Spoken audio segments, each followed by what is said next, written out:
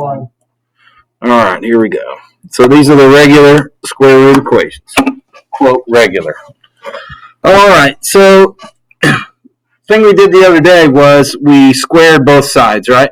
And usually it was like, oh, there's a square root on this side, there's a square root on this side sometimes not, right? And we had to square both sides, and then the square root went away, and so forth, right? So today we can't quite jump into that. We've got one thing to do first. All right, so here's the idea. Whenever you see a square root in an equation like this, we have to isolate square root or square roots on one side.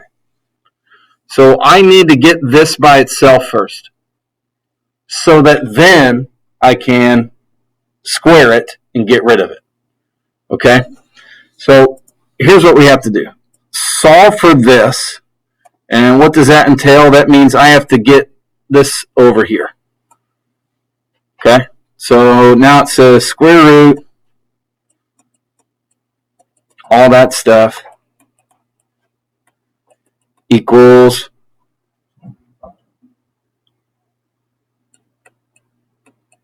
that, right? Subtract 16, subtract 16. There we are. Now I need to square. So now let's square both sides.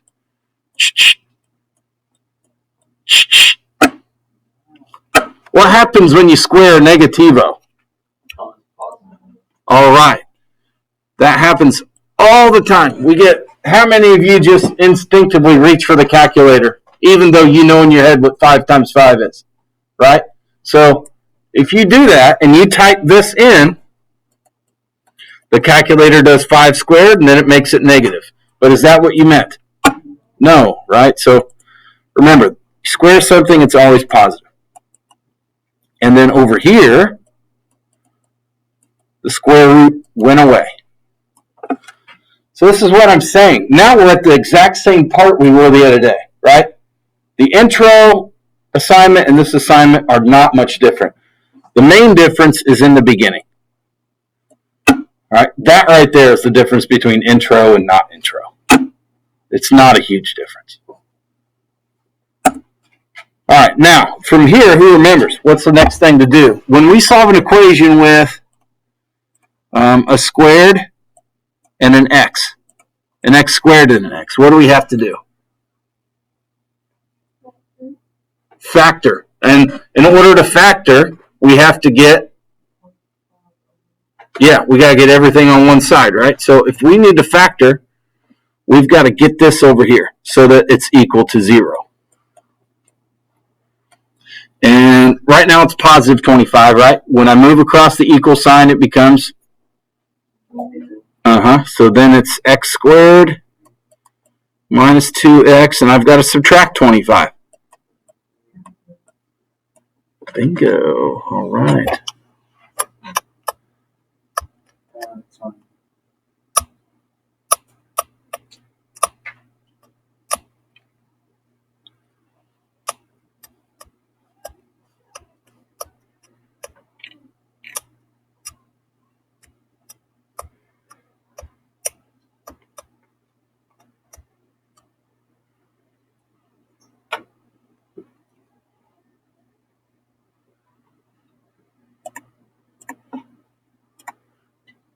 Here we go.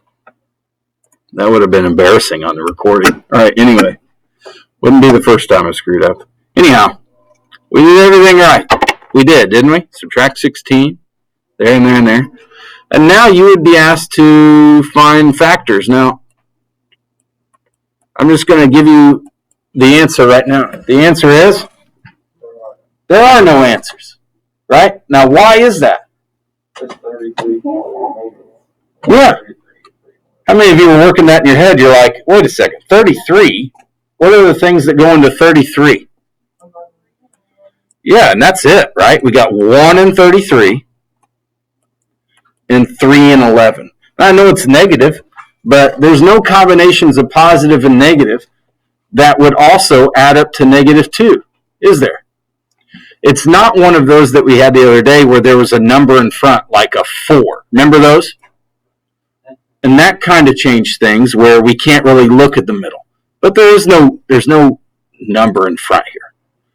So since I can't find the two factors, what's that tell me? It tells me there are no solutions.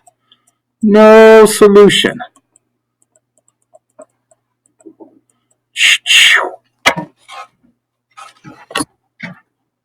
There's no solution. I'm sorry if that isn't like satisfying, but it's true. There's no answer. You know, I know how awesome it is to get to the end of a math question and you're like, oh, that's the answer. And how good it feels, you know what I mean? But I'm so excited. Yeah, then you got let down by a nasty no solution. Now let's try this one. Let's try this one here. All right, so as you write it down, I'm going to do the first step.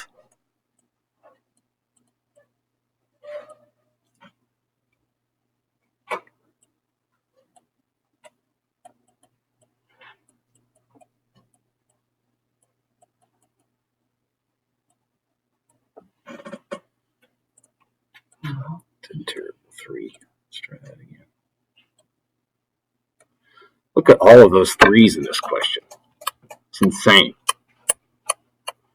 3 threes. You ever heard that old 90s song, 3? It's the magic number. You ever heard that one? Okay. It is. You got to get the square root by itself. We did that.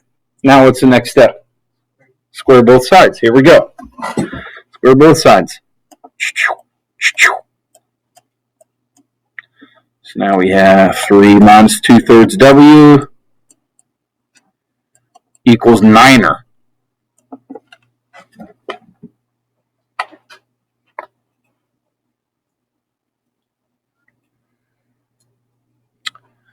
We have to be able to tell the difference between solving this type of equation and the one we just solved over here, or tried to solve, right? What's the difference between the left page and the right page? Fraction? Okay, not just that. Right. Over here, this is a quadratic, right? That's how we describe it. It's a quadratic equation because it has x squared and an x. When we solve a quadratic, we have to factor it. Is this a quadratic? No. So when we do this, we don't have to set it equal to 0.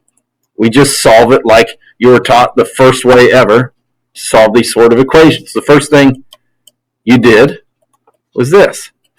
That's what you should do. Subtract 3 from both sides, right? And we're just going to get W by itself. That's all we're going to do.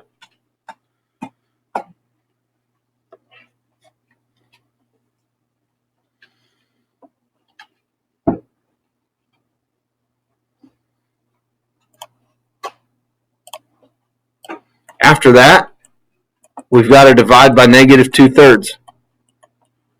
Now, we're not going to use a calculator. We're going to do this in our brain. Who remembers how to divide by a fraction? Yeah, flipping times. So we're flipping that.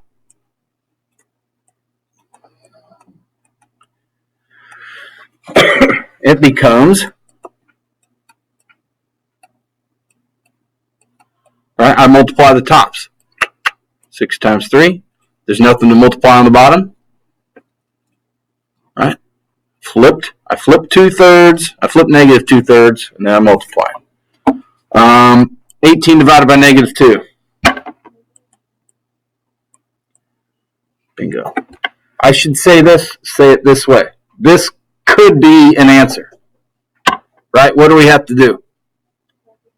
Yeah. Sometimes, even though we come up with an answer, it's not actually a solution. So, let's go back up here. We're going to start with the, I'm just going to copy it to another page. Here's our original, and we need to check to see, does negative 9 produce an equation that is true? We have to leave it in this format, okay? So what I mean is we can't use something that we rewrote in the equation. Let's plug in negative 9.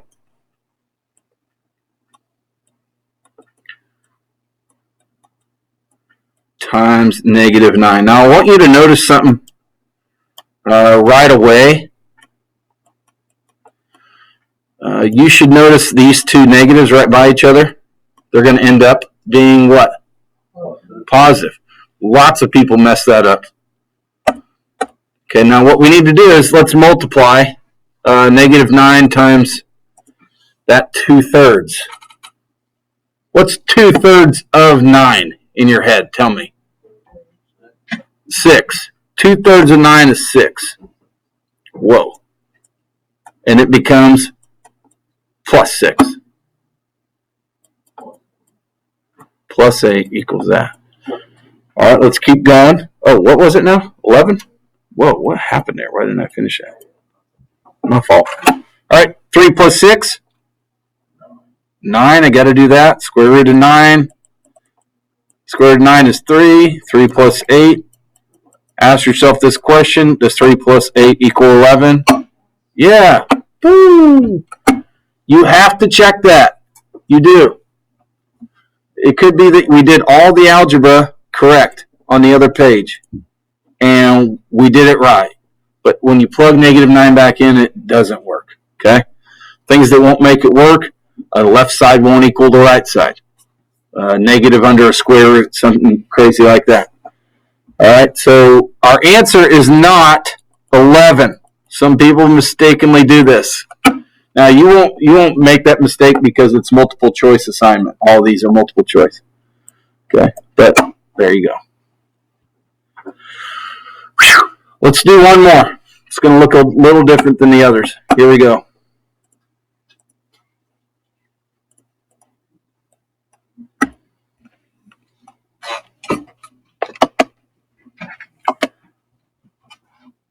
Funky.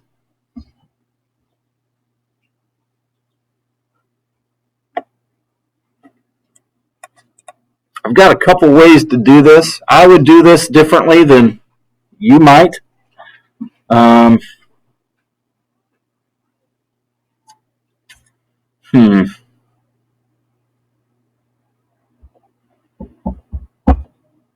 Let's just go ahead. All right, here we go. Let's do it this way. What do we need to isolate first? What do we need to get by itself? Square root. So I need to get this square root by itself. Now, notice how it has a negative sign with it, right? It's negative. One option you could have is move this whole thing over to this side and move everything else over to the other. If you want to do that in the assignment, you can do that. I'm not going to do that right now. So what I'm going to do is take this negative 3. I'm going to subtract 3 from both sides.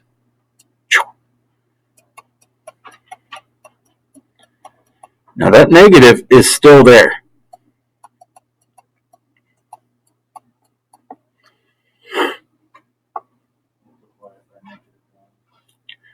Okay. Yep. So now if I want to get rid of this, I have two options. Times negative 1 or divide by negative 1, right? There's a negative 1 there, so now let's divide by negative 1. But when I do that to both sides, I have to do that with everything on the other side. It changes everything over there on the left side. So what will the left side actually say? 1 plus x. Yeah, bingo.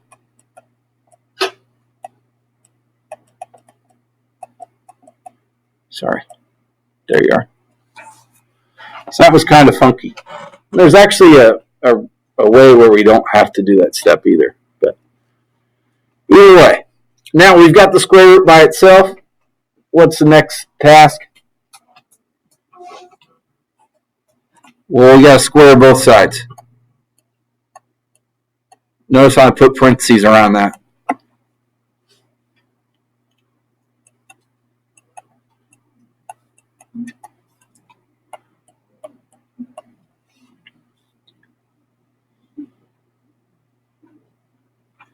Now I'm going to do this. I've really talked about this a lot. Whenever we square something like this, what do we have to do? Multiply by itself, which means write that sucker out twice, right? And then distribute. So this is going to be x squared plus 2x plus 1. It's not just 1 squared plus x squared. It's a bad habit we fall into sometimes. And I just rewrote it the way we like to see it. So I wrote it in standard form.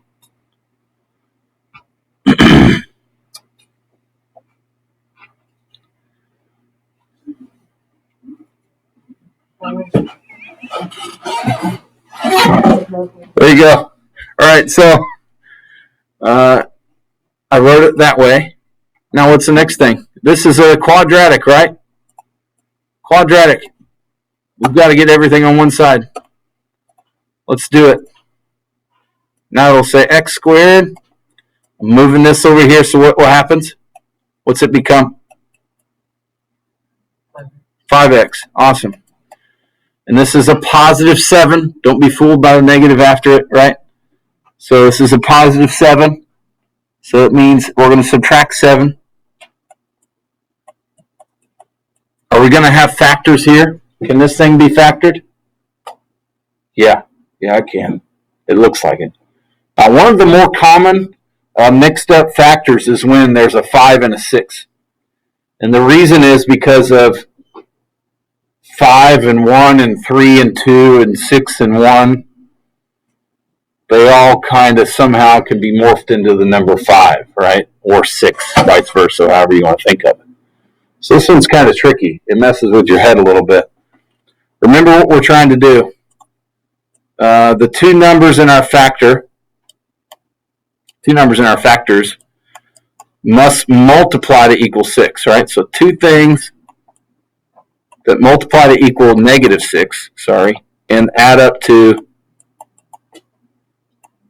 positive 5. What are the two numbers? 3 and 2. Whoa. See that? Negative 1 and positive 6. Negative 1 and positive 6. You'd be surprised how many people say 3 and 2. If you say 3 and 2, the problem with 3 and 2 is one of them's got to be negative. If they're both negative, then negative 3 times negative 2 is positive 6. You see the problem there. It happens all the time with 6 and 5. So it's not 3 and 2, but these two are correct. All right, so those are the factors. So much math going on. What are the solutions? Is it negative 1 and 6? Yeah. It's negative 6 and 1. It's the opposite. Do we know that these are the answers? Not yet. We've got to check both of them. So in the other assignment, we were guaranteed that there was one of them that's an answer, right? In this assignment, even though we might get two solutions, they could both be wrong. Here we go. Let's check one to begin with. So here we go. Let me copy this thing. Plug in 1. It was 1, right? Positive 1? Okay. 2 minus 1. Well, that's 1. That's easy. All right, so now 3 minus the square root of 7 minus 3 times 1. What's 3 times 1? 3. All right, now let's keep going. What's 7 minus 3? All right, and what's the square root of 4? What's 3 minus 2? Does 1 equal 1? Oh, yeah, it does. So x equals 1 is a solution. Got that one right. The other one we need to check is negative 6. Here we go. Let's throw it in there. What happens if I take 2 and I subtract negative 6? Yeah, it's 8. Don't let that mess with your head. All right, other side. 3 minus 7 minus 3 times negative 6. 3 times negative 6 is negative 18. I'm subtracting negative 18. I'm adding 18, right? So 7 plus 18. Square root of 25.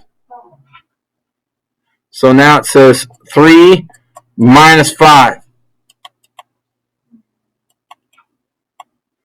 is 8 equal to negative 2. Now, why did we get that as an answer? I want you to think about this. When we squared both sides, what essentially happens is, what happens when you square a negative? Becomes positive, right? So somewhere when we did the math, this 3 got moved, right? And then we divided by negative 1, we got rid of it. But in reality, it's almost like we squared it, and this became a positive. What if this was plus? Then it would have worked, right? That's the reason why it didn't show up. So, not an answer. 1 was the only answer. Okay? Let's work on these for a little bit. And then we'll probably scream and cry, okay, for the remaining part of class.